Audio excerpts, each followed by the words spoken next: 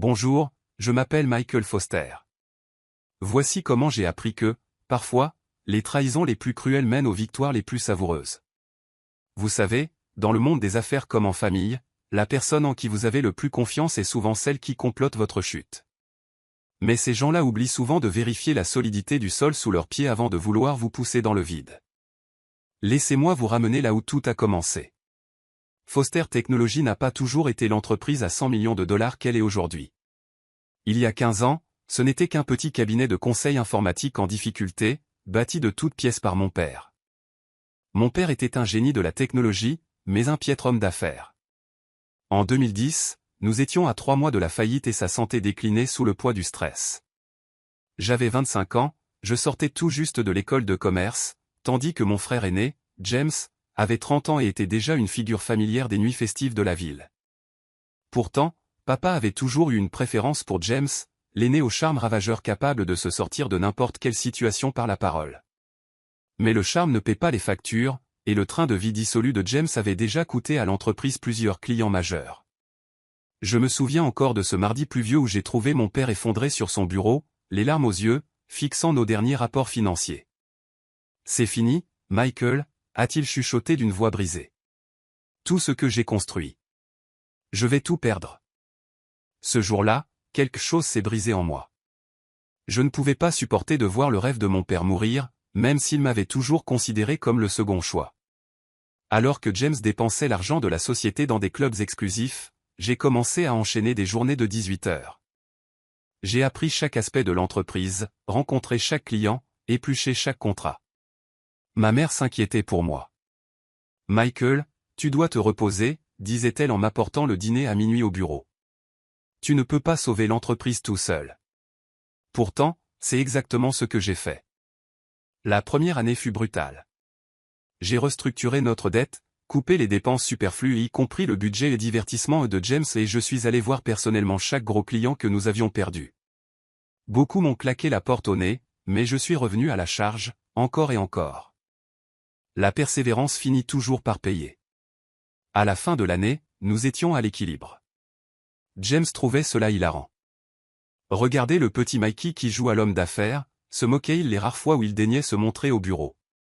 Tu sais bien que papa me mettra aux commandes. Je suis l'aîné. Je l'ignorais et me concentrais sur le travail. Au cours des 5 années suivantes, j'ai transformé Foster Technologies, d'un simple cabinet de conseil, nous sommes devenus une entreprise de transformation numérique complète.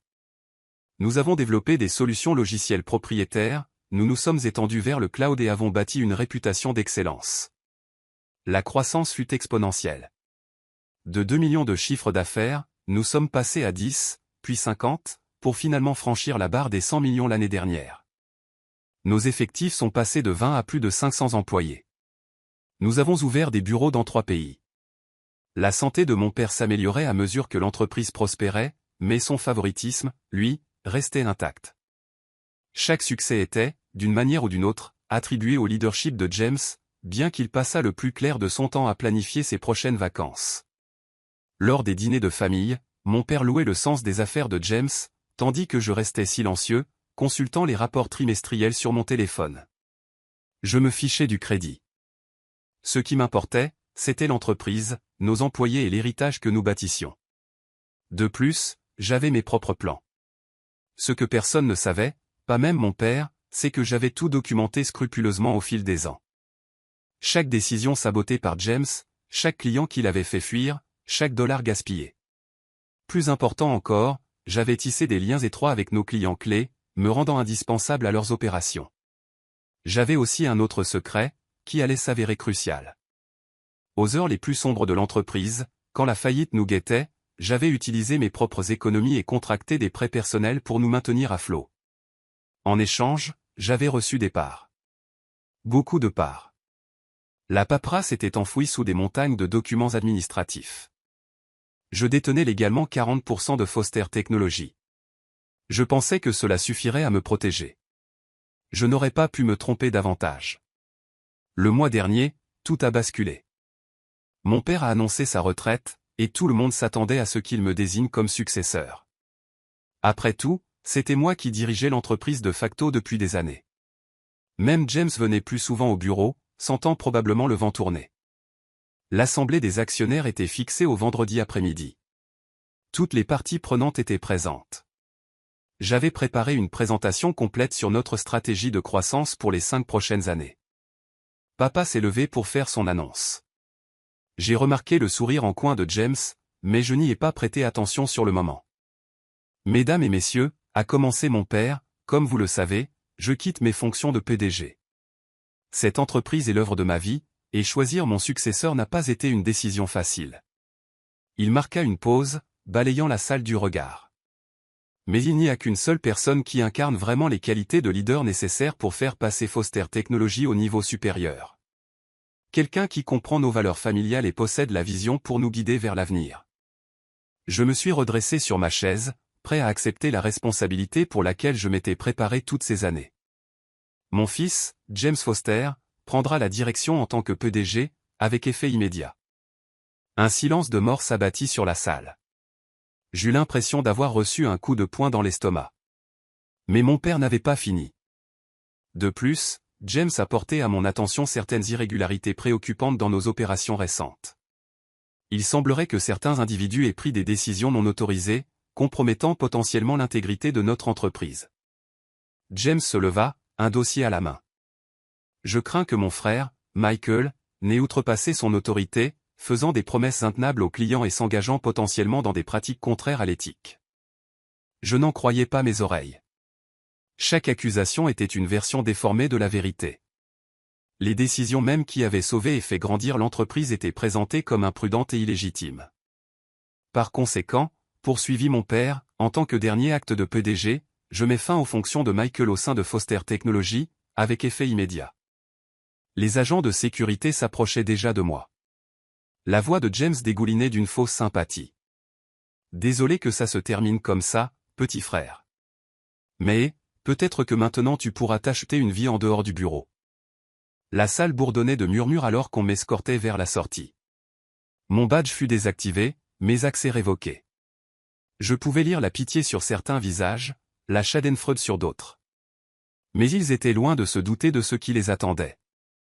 Car pendant que James complotait ma chute, il avait oublié 3 détails cruciaux. Premièrement, ses décisions non autorisées étaient toutes dûment documentées et approuvées. Deuxièmement, mes 40% de parts n'étaient pas aussi invisibles qu'il le pensait. Et troisièmement. Eh bien, disons que lorsque vous passez 10 ans à bâtir l'infrastructure technologique d'une entreprise, vous savez exactement où sont enterrés les cadavres. Parfois littéralement. En marchant vers ma voiture ce soir-là, j'ai sorti mon téléphone et envoyé un simple SMS à un vieil ami de la SEC, le gendarme de la bourse. Puis je suis rentré chez moi et j'ai attendu. Le lundi matin promettait d'être très intéressant.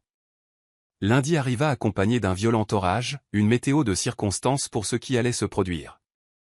J'étais assis dans mon bureau à la maison, regardant l'horloge tourner vers 9 heures, l'heure où James ferait son entrée triomphale dans son nouveau bureau de PDG. Le week-end avait été instructif. Maman avait appelé 17 fois, laissant des messages larmoyants sur l'unité familiale.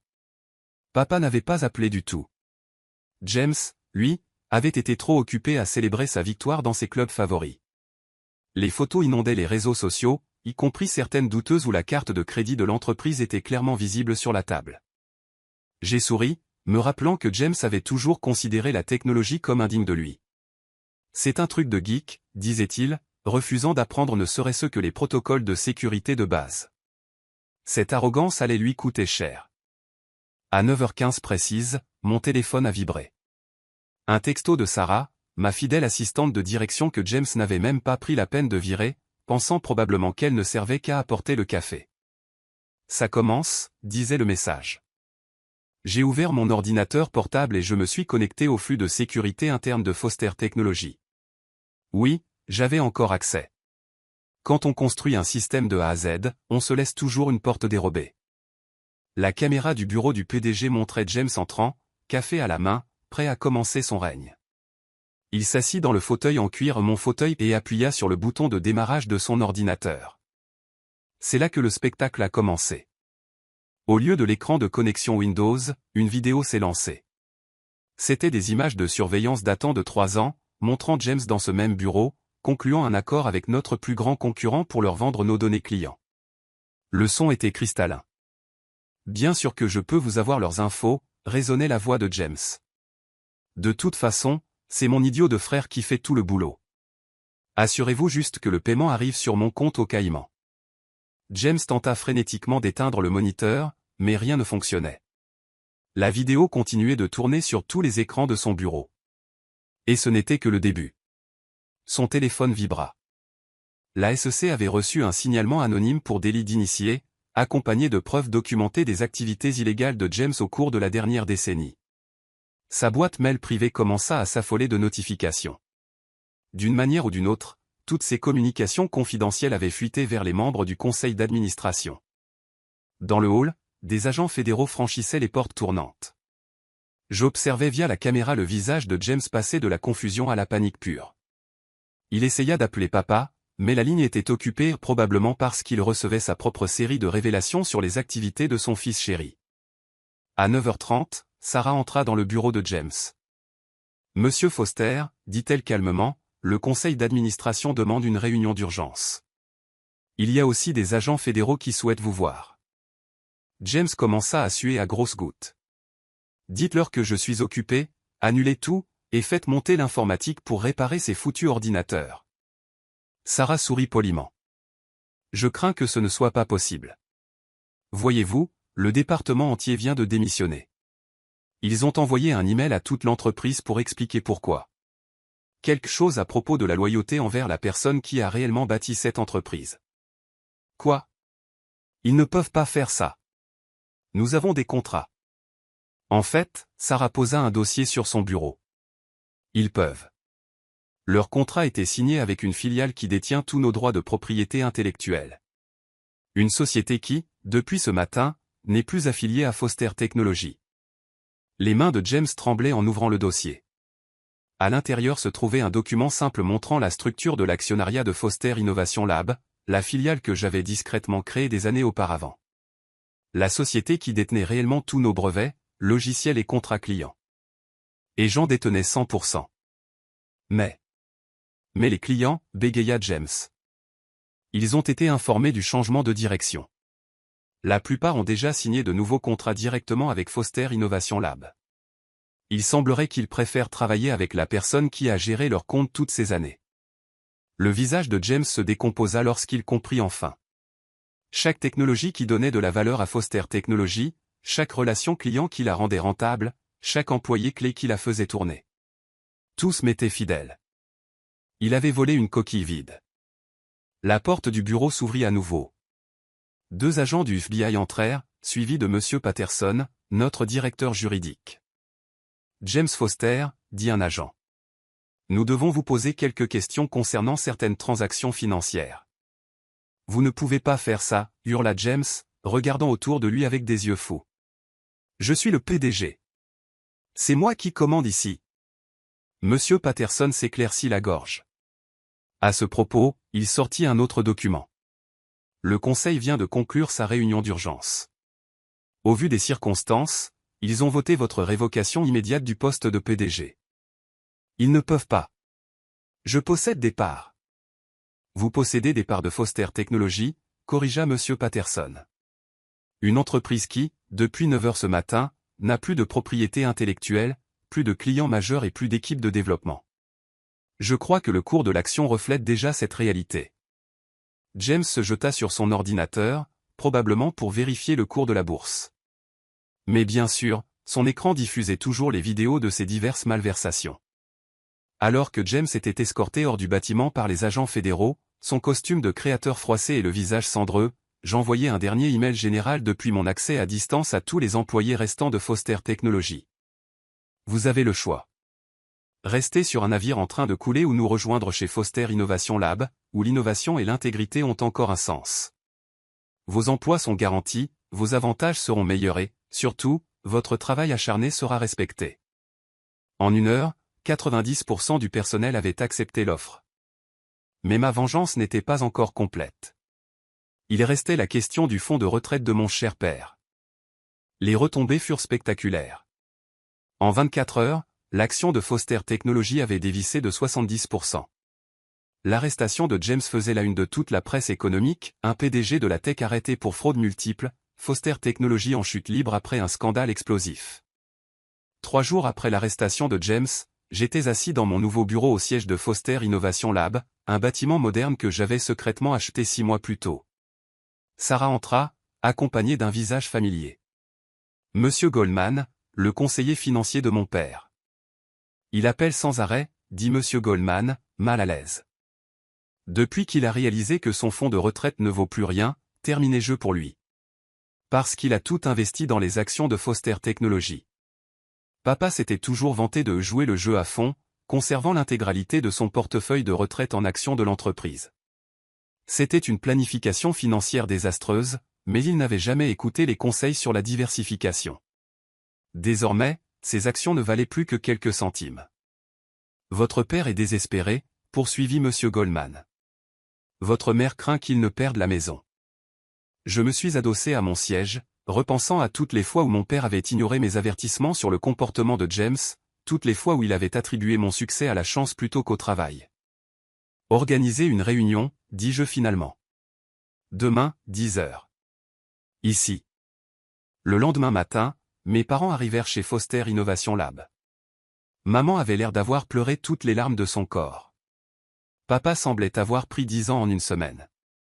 Ils s'assirent face à moi dans les sièges visiteurs, le même modèle que ceux où papa me faisait asseoir pour me faire la leçon sur le vrai leadership. Fiston, commença mon père, la voix tremblante. Je sais que j'ai fait des erreurs. Des erreurs, l'interrompis-je doucement. Tu as laissé James détruire les preuves de ses crimes. Tu l'as aidé à détourner des fonds. Tu as été complice d'une fraude qui a nui à nos employés, nos clients et nos actionnaires. Je ne savais pas, tenta-t-il de protester. Tu savais, tranchai-je. Tu t'en fichais, c'est tout. Parce que James était ton enfant chéri, et je n'étais que le plan de secours. Maman commença à pleurer doucement. Je lui tendis un mouchoir. Mais ce n'est pas pour ça que vous êtes là, continuai-je. Vous êtes là parce que vous êtes ruiné. Parce que les actions qui devaient financer votre retraite ne valent plus rien. Papa s'affaissa sur sa chaise. Michael, s'il te plaît. Nous sommes une famille. Une famille, souris-je sans joie. Étais-je de la famille quand tu as laissé James s'attribuer le mérite de mon travail? Étais-je de la famille quand tu m'as viré devant toute l'entreprise? Je sortis un dossier. J'avais appris que les révélations dramatiques étaient plus efficaces avec la documentation appropriée. Voici ce qui va se passer. Foster Innovation Lab va racheter vos parts de Foster Technologies à leur prix d'achat initial. Leurs yeux s'agrandirent d'espoir. Mais, poursuivis-je, il y a des conditions. Premièrement, vous signez tous les deux un accord de confidentialité sur les activités de James. Deuxièmement, vous prenez votre retraite, calmement, dans cette maison en Floride dont vous parliez toujours. Troisièmement, vous restez en dehors de mes affaires. Complètement. Tu fais ça pour nous, murmura maman. Pas pour vous, corrigeai-je. Pour le garçon effrayé de 12 ans qui croyait que son père avait décroché la lune. Il méritait mieux que ce que vous lui avez donné. Papa commença à parler, mais je levai la main. Une dernière chose. L'argent sera géré par un administrateur. Quelqu'un qui s'assurera que vous ne le flambez pas dans une autre des magouilles de James. Allocation mensuelle, restriction d'investissement, la totale. Tu ne nous fais pas confiance, dit papa tristement. C'est une leçon que tu m'as très bien enseignée. Ils signèrent les papiers. Alors que la sécurité les escortait vers la sortie, papa se retourna une dernière fois. Je me suis trompé sur toi, fils. Tu es un meilleur homme d'affaires que je ne l'ai jamais été. Non, papa, répondis-je. Je suis juste meilleur pour me souvenir de qui sont mes vrais ennemis. 5 ans ont passé depuis. Foster Innovation Lab est maintenant une entreprise milliardaire, reconnue pour sa technologie de pointe et ses pratiques commerciales éthiques. James a purgé 2 ans de prison et travaille désormais comme barman à Vegas. Papa et maman vivent tranquillement en Floride, envoyant des cartes postales occasionnelles auxquelles je ne réponds jamais. La semaine dernière, j'ai reçu une invitation pour intervenir dans mon ancienne école de commerce. Le sujet? L'importance de l'intégrité dans les entreprises familiales. J'ai accepté avec un sourire. Après tout, j'ai une sacrée histoire à raconter. Parfois, la meilleure vengeance n'est pas de détruire ses ennemis, mais de construire quelque chose de si grandiose qu'ils sont obligés de vivre avec la certitude d'avoir misé sur le mauvais cheval. Et quant à ceux qui se demandent comment le calme, le prudent, le plan de secours va remporter une victoire aussi totale. Eh bien, disons simplement que pendant que les paons sont occupés à faire la roue, les aigles observent, attendent et planifient leur prochain mouvement. Car dans les affaires, comme dans la vie, l'important n'est pas de savoir qui commence au sommet. L'important, c'est de savoir qui reste debout quand la poussière retombe.